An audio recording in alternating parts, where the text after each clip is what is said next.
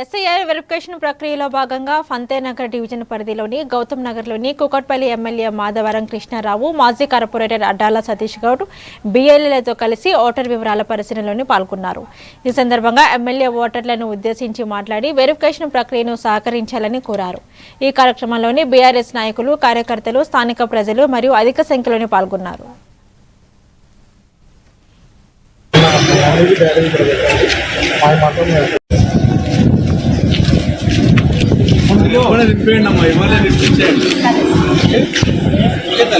SIR ప్రారంభమై 1 week అయింది. ఆఫీసర్లకు అవగాహన లేకుండా పోయింది.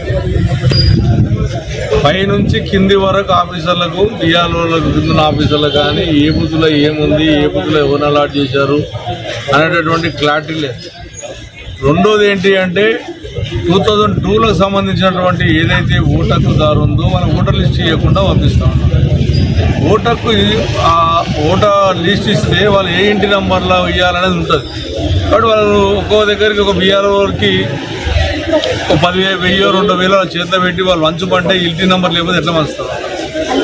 ఇది మేజర్ సమస్య.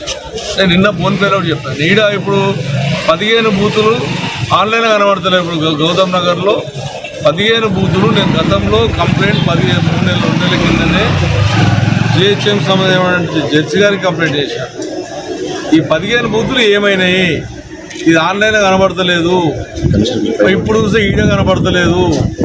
ఈ 15 బూతులను దీన్ని ఇమ్మీడియట్గా చేయాలని చెప్పి ఎవరు దాని మీద చర్యలు లేదు.